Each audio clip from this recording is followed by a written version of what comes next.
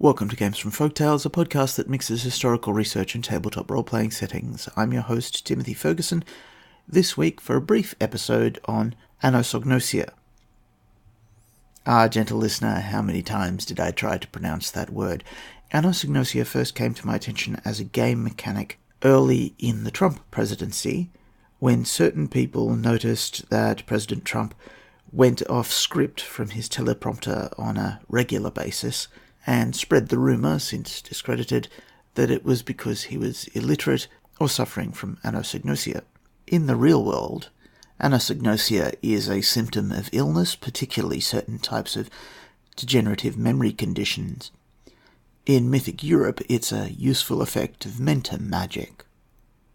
A person who has anosognosia, and I do apologise, I believe because of my Australian accent I'm spelling the syllables incorrectly on that word. A person with anosognosia does not know that they have lost a skill, and they avoid the use of that skill. So, for example, a person who's lost the ability to write will not wish to write, will get others to write for them, or will give facts to others to remember rather than writing a note.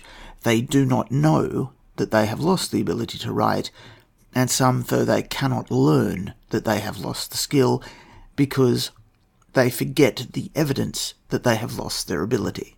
In Ars Magica 5th edition, page 150, destroying a single mental capability is level 4, and destroying all mental capabilities is level 10.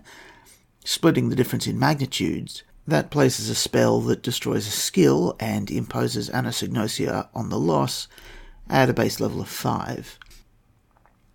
Anosognosia is not a memory, it's a damaged mental capacity. The momentary duration used in most proto-mentum spells, therefore, does not work with anosognostic spells. A character who lacks an ability due to a proto-mentum spell but is placed in a situation where they attempt to use it regardless suffers the -3 penalty for having an ability of 0. For example, a knight whose ability to use a sword has been removed but does not know this is the case, may get into a battle.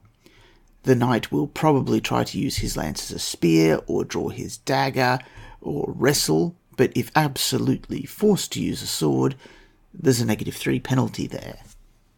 This is the fiendish part of anosognostic spells. The victim of the spell cannot understand that their skill is gone.